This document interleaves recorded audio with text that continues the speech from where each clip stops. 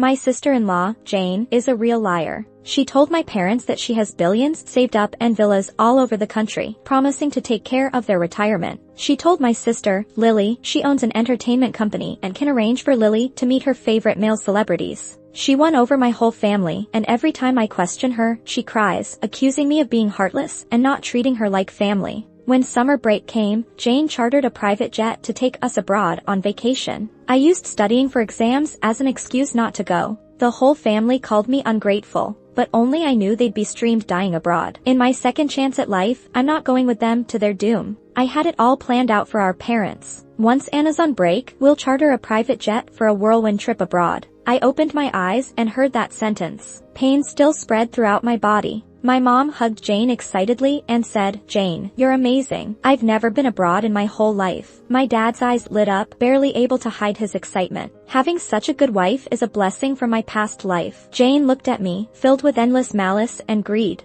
I stiffened. Coldness climbed up my spine, and I couldn't help but shiver. This woman was the one who, with her cruel tricks, got us all killed in the previous life. I fought back fear, holding my sister-in-law's arm, and dreamed aloud. Sis, you're the best. All my classmates have been abroad, and I've wanted to go forever. I'll buy all kinds of foreign snacks, clothes, makeup, and show off to my roommates. And what about gem necklaces? You're so nice. You're going to buy those for me, right? My mom pulled me over, slapped me, and scolded, how dare you use your sister-in-law's money? You'll stay home and take care of the house this summer. You're not going anywhere. It's always been like this, any good things I never got to enjoy. Matt sneered at me, mocking, your sister-in-law's money is mine. Where do you get the nerve to spend our money? With my face swollen, tears in my eyes, I cried out, why can't you take me, Mom and Dad? My mom snorted coldly, grabbing my hair, glaring at me viciously. Do you deserve nice things? I endured the pain, trembling not from fear, but from excitement. Only by acting this way would they fully abandon the idea of taking me. Only then could they all end up dead with no one to bury them. In my previous life, I didn't want to go, but they forced me onto the plane. But this time, as long as I act interested in money and luxury items, my mom won't take me with them. They left when I didn't speak. As I iced my face, memories of everything that happened in my last life flooded back. Our family had 3 kids. Matt was the oldest, I was the middle child, and Lily was a year younger. Our family was poor before, but things turned around when Lily was born. They all thought she was a lucky star, showering her with affection. And Matt, being the only son, would naturally inherit everything. Stuck in the middle, I got overlooked or inexplicably caught in beatings. Until Matt married Jane, the first kind person I ever met. Jane was young, pretty, gentle, kind, capable, and rich. She claimed she had villas nationwide, letting my parents retire wherever they wanted. She said she could help Lily meet her favorite stars. Even for me, she said even if I flunked exams, she'd secure me a position at her company. I refused because I discovered Jane wasn't as wealthy as she claimed. She's a compulsive liar. Everything was fake to win over our family, but whenever I expressed doubt, she'd cry, saying I was cruel and didn't treat her as family. And my parents and brother would scold me for being ungrateful. Later that summer, Jane chartered a private jet for a vacation abroad. As soon as we landed, we got kidnapped and tossed into a forest, forced to survive a week without food. Suddenly, supplies appeared, sparking vicious brawls among us. We encountered the kidnappers again, forced to sacrifice someone to escape. Naturally, I was the sacrifice. After enduring inhuman torture, I died and became a ghost, following them. It turned out Jane had arranged a death live stream with others. Countless people watched and cheered on secret sites, placing bets and paying money to pick our deaths. Jane wasn't from a wealthy family at all. She was a fugitive looking for a quick fortune. But this life, I will watch them fight and die one by one. Not long after, Lily was on vacation too. She gleefully hugged Jane and gushed, sis, you're awesome. I've dreamed of going abroad. I'll brag to the roommates big time. Mom sat munching on sunflower seeds, laughing. Tell your sister-in-law to buy you some designer stuff, so your classmates are envious. If you need more money, ask Mom. Lily burst into laughter, burying herself in Mom's embrace. I cooked dinner for everyone, as if all the joy outside the kitchen had nothing to do with me. Jane noticed and called out, Anna, we're leaving tomorrow. Time to start packing. Lily pouted, unhappy. Why take her? She ruins the fun. Mom glared at me, signaling I shouldn't agree. I stayed silent and added another dish. At dinner, everyone excitedly discussed places to visit and things to buy. Quietly, I ate, my eyes revealing a hint of longing. Jane smiled, pleased, and put more food in my bowl. I was hesitant to eat. Matt frowned, scolding, Anna, what's your problem? Your sister-in-law's so good to you. Show gratitude instead of attitude. Lily muttered that I was ungrateful. My parents glared at me disapprovingly. I grit my teeth and ate it all. Soon I broke out in hives and struggled to breathe. Panicked, they rushed me to the hospital. Severe allergy, they said. Jane's eyes reddened, gripping my hand, blaming herself. Anna, I'm so sorry. Matt glared at me, acting like I was at fault. Should have mentioned your allergies sooner, making your sister-in-law feel guilty. But he was the one who forced the food on me. I felt like I was drowning in icy water and shivered all over. Jane shot Matt a displeased look. I clutched Jane's hand back, teary-eyed, and whimpered, sis, I want to go too. I'm pretty strong enough that Jane almost couldn't keep a straight face anymore. When Lily heard what I said, she got really upset and started yelling, no way, you can't go. You're allergic now, and we'd have to take care of you on the way. We wouldn't even enjoy ourselves. As soon as she finished speaking, I couldn't help but throw up. The smelly vomit clung to Lily's shoes, and she broke down, crying hard. Mom, Dad, how is Anna supposed to go now? I really don't want to go out and take care of someone who's sick. My dad looked stern and firmly decided. You should stay at home and get better. Lily instantly changed her expression, looking smugly at me. Jane just tried to comfort me. Anna, once you're better, I'll take you out. I looked gratefully at Jane, thankful she could wipe out this family of devils for me. Now, they had no reason to take me abroad, and I could escape the fate of being killed. But they were the ones who'd face the consequences. After getting some meds, my parents took me home. To celebrate their trip abroad tomorrow, my parents whipped up a feast. Having just thrown up, I could only stomach some rice soaked in water. After dinner, I lay in bed, hoping to rest a bit. My mom yelled angrily again. Anna, don't think being sick means you get out of chores. Get out here and help your sister pack. Lily sat on the couch with her legs crossed, watching a drama, and said casually, Mom, I don't want Anna to pack for me. She's so basic. If she packs something ugly, how can I take nice photos? Fine, I'll just direct her. Lily's room was way bigger than mine, and more tastefully decorated, showing my parents' obvious favoritism. We're only a year apart, but after she was born, my dad got rich, and my parents spoiled her. When she was little, she had countless floral dresses, while my clothes had countless patches. As I got older, even though my grades could get me into the best schools, my parents didn't want to spend on living expenses in big cities and insisted I stay local for college. But when Lily didn't get into a good university, my parents paid for her to attend an international partnership school, with tuition costing thousands each year.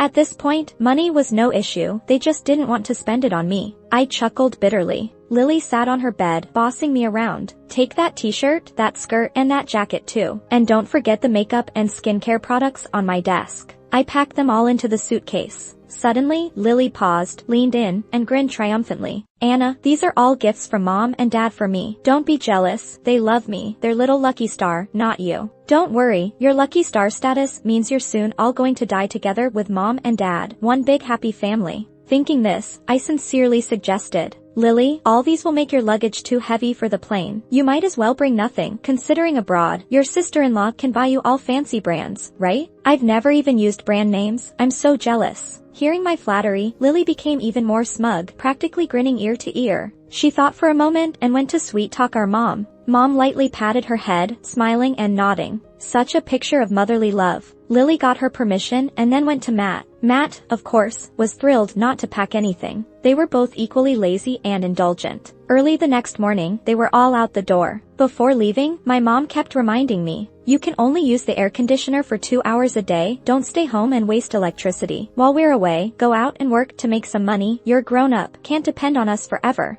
I quietly waited for her to finish scolding and watched them leave. Unfortunately, no matter what I do, they wouldn't see it anyway. I organized my books and headed to the city library to study. In my past life, despite wanting to pursue graduate school at my dream university, my life was tragically cut short because of this trip abroad. This time, without them, I'll work hard and succeed. Studied until after 9 at the library, ordered some takeout at home, pulled out a different phone, typed in the secret website address. The live stream was already on. This time, I needed to see how miserably they'd die. On the phone, my parents and brother were tied up in the forest. Jane hadn't bothered with their luggage since she knew there was nothing in them anyway. Lily curled up in Mom's arms, trembling. My dad looked grim, constantly checking his phone. But I knew there was definitely no signal. Matt stood with his hands on his hips, yelling into the depths of the jungle. "Who's messing around? Do you know who I am? Who my wife is? You better send us back now." No response, his face darkened, helplessly enraged.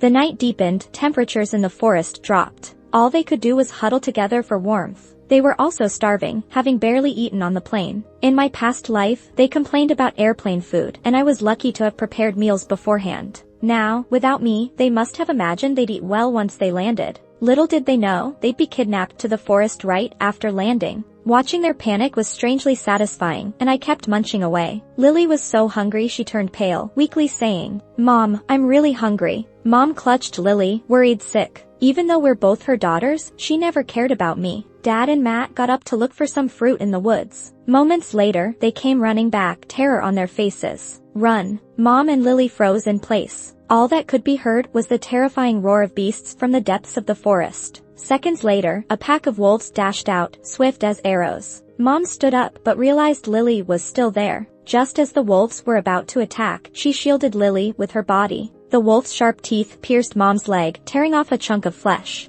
Mom's face turned white from pain, sweat beading down her forehead. Yet even then, she protected Lily. Such touching motherly love, but that love was never for me. As a child, Mom was the one who abused me, beating me for scoring better than Lily, for not coming home to cook, for being praised by others. Eventually, I instinctively shielded my head whenever she raised her hand. Now, it was Lily's turn. All the pain rebounded onto her. I was almost delighted enough to eat another bowl of rice. Dad and Matt grabbed sticks, driving away the wolves. Lily dragged Mom farther away. No human could outrun a wolf. Quickly, they were surrounded. Dad and Matt scrambled up a tree, pulling Mom and Lily along. Blood dripped down the trunk, attracting more beasts. Some tried climbing, others tried ramming the tree. None succeeded, but they terrified the family. They all huddled on the branches, shivering, dazed, and pale. I saw a streamer post a comment, "In 2 days, we'll see if family matters or if survival does." People cheered below. I knew they were about to face their first real choice. These past 2 days, I went to the library to study during the day, then ordered takeout at night and watched the live stream at home. The family of 4 was huddled on the tree, dizzy with hunger, too scared to come down. If they dared to descend, the waiting wild beasts could tear them apart. This is way more entertaining than any reality show. Taking out the trash, I ran into my neighbor, Catherine. Catherine handed me a few peaches, smiling as she asked, "Why didn't your parents take you with them on their trip?" I shook my head, pretending to be upset. I had an allergy flare-up before we left, so I couldn't go. I'd just be a burden. Better to stay home and rest. Catherine patted my head sympathetically. "They didn't text you?" I forced a smile. "They just don't bother." Catherine felt sorry and went back to grab more food for me. As she left, she muttered, "Such a shame. Aren't all daughters supposed to be loved equally?" Exactly. Aren't all kids supposed to be treated the same? Why would someone be so biased? Even if they favor Lily, so what? It won't save them from their fate. Now, I'll watch these biased parents and their beloved children suffer. I washed the fruit, sat down, and turned on the stream. The beasts under the tree just up and left, giving them a chance to escape. My dad and Matt were first down the tree, cautiously heading into the woods. Suddenly, they saw a bulging backpack under a tree. They opened it to find a few bottles of water, some canned meat, and the rest was bread.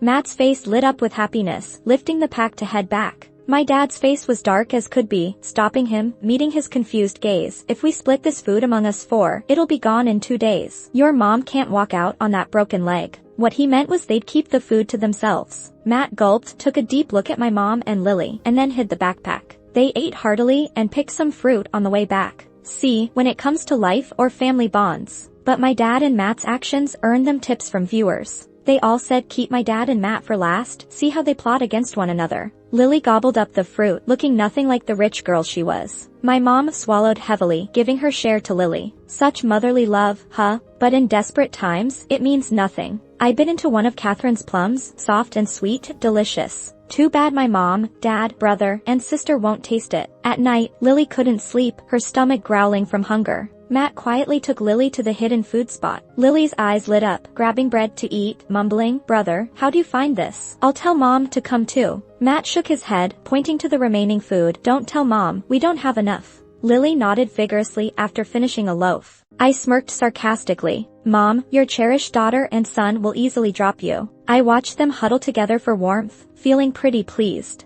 At home, I ordered takeout, turned on the AC, perfectly cozy. I did everything Mom didn't allow, but she wouldn't know and couldn't stop me. What they're going through now is all caused by the Jane they loved. My mom couldn't sleep either, glancing to see crumbs at the corner of Lily's mouth. Her eyes sparkled, waking Lily, whispering urgently, "Sweetie, you ate bread? Where is it? Why didn't you tell Mom? Mom's starving." Lily, guilty, lowered her head, staying silent. Mom frowned, her tone harsh. "What's going on? Eating and not telling your mom? Want me to starve? I cared for you for nothing." My dad and Matt woke up from the commotion. Dad saw Matt's guilty face and knew the deal. He cleared his throat. "Since you know, let's make it clear. You're hurt, can't come with us, and waste food. We'll leave some for you, survival's on you." Dad tossed a pack of bread and a bottle of water, then left. Mom cried, ripping with pain, unable to move her hurt leg, helplessly pounding the ground. "What did I do to deserve this? We've been married 20 years, and you leave me." Seeing Dad glance back, she shouted at Lily, "Sweetie, I'm your mom, how can you leave me?" Lily hesitated a moment, then walked away without looking back. Mom was shattered, alive but dead inside. Seeing this, I laughed. Her biggest karma was me. Given this second chance by fate means she's destined for a grave. Viewers got excited, started tipping. Someone even tipped 10 grand, deciding Lily's fate. The streamer said it'd be arranged. These days, the weather got hotter and study felt tiring. At night, eating a popsicle, I tuned into the stream for fun. They finished their food, walking endlessly in hunger. Then they got kidnapped. Scenes from my last life repeated.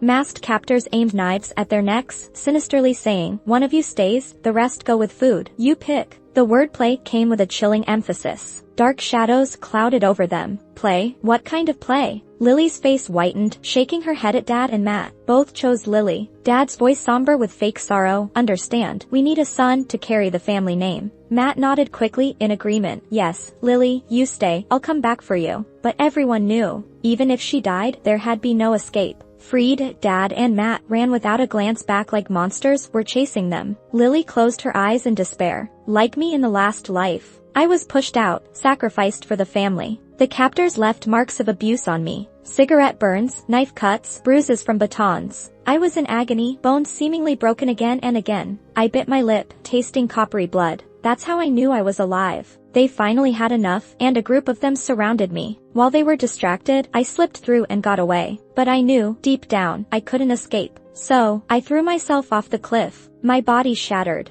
All the pain and despair I had felt was now crashing down on Lily. But her mom, dad, and brother weren't there to protect her anymore. Those rough hands slapped her face, causing it to swell instantly. One of her teeth got knocked out. Lily cried out loud, full of despair. The kidnappers yanked her hair and smashed her head against a rock, sneering as they said, "Cry again, will you?" Lily's eyes were filled with hopelessness. Her fair skin was covered in marks and bruises. Blood pooled on the ground. Her sobs faded into the wind. The abductors looked shocked, spat on the ground, and said, "Dead already? What a weakling." Just like that, Lily's life was summed up in a sentence. I let out a deep sigh of relief. A weight lifted from my heart. The two people who tormented me my whole life were gone. I covered my face and cried softly. This had been my nightmare for as long as I could remember. Now, I could finally sleep well. No more would someone douse me with cold water in my sleep and order me to cook and clean. No one would tear up my homework, discard my beloved things, and then boast, "Nobody loves you." Those who tormented me finally got what they deserved. Yet, it was the indifferent and useless men who were the real culprits behind the family's downfall. They were my abusers. I watched their panicked escape and cracked a wicked smile. I'll make sure they never find peace. I used my dad's secret stash of money, hidden behind the air conditioner, to plan their doom. It wasn't a lot, but others agreed with the idea.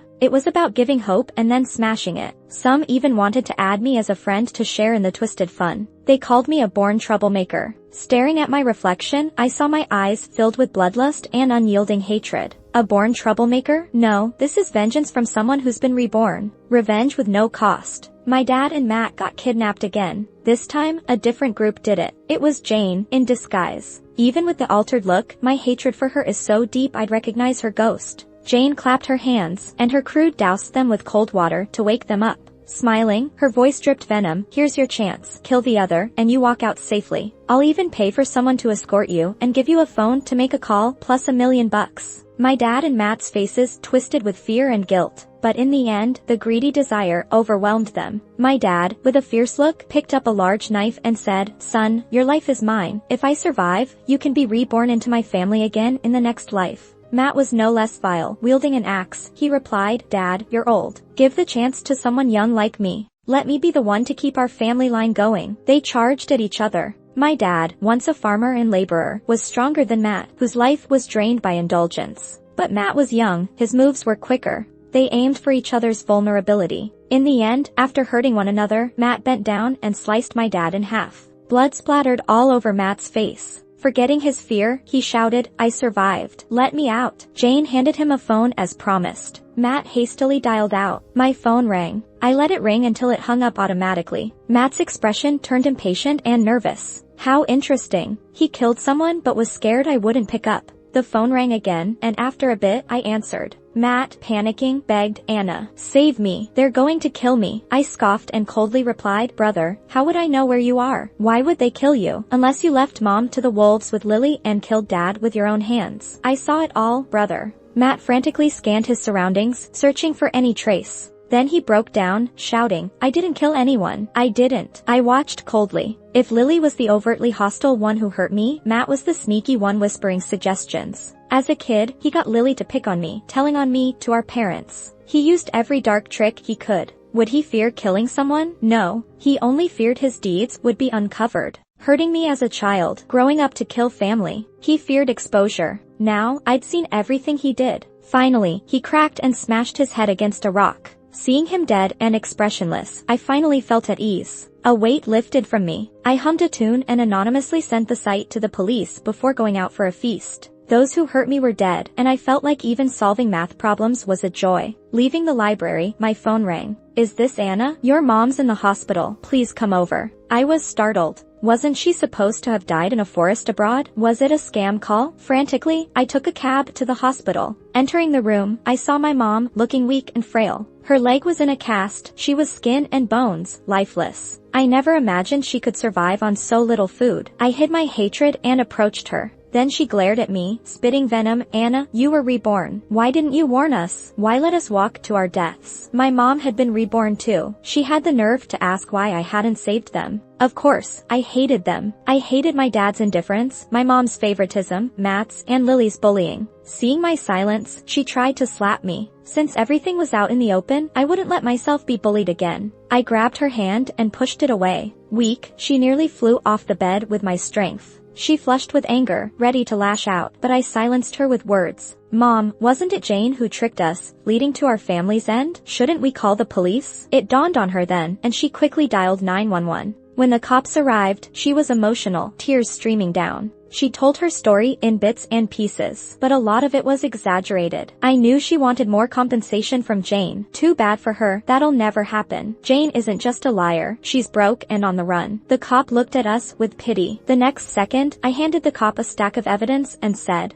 "Officer, I want to report Mark and Kate for child abuse and illegally taking my assets." My mom, no, I should call her Kate now, looked shocked. My dad wasn't Mark, he was Kate's brother. My real parents died in a car crash, leaving me, just 1 year old. Mark and Kate wanted the big inheritance my parents left me, so they took me in. They lied, saying they won the money from a lottery to hide the truth. When Lily was born, they made up countless lies to mistreat me. I used to wonder why they treated me so badly, even if I was the ignored kid. It wasn't until after I died that I found out I wasn't their kid at all. I felt so relieved. I wasn't their real daughter. The evidence I gave to the police included records of what they spent on me, account balances from my parents, tons of medical reports, and statements from neighbors and friends. All of it proved that Mark and Kate abused me and stole my inheritance. Kate looked panicked and tried to rip up the papers. "This is all fake," she shouted. But to the police, that just made her look guilty. The cops said they'd open a case right away and left someone to guard Kate. I leaned in and whispered to her, "You're right, I've known all along. I wanted to watch you dig your own grave. You got dumped by your kids and husband. Your favorite daughter was left to die at the hands of kidnappers by your husband and son. Your son killed your husband and then hit a rock to end himself. You've lost everything and everyone. Soon, you'll face punishment too. How does that feel, Kate?" Kate's eyes widened in disbelief, stumbling back. "You monster. You killed them. I'll kill you."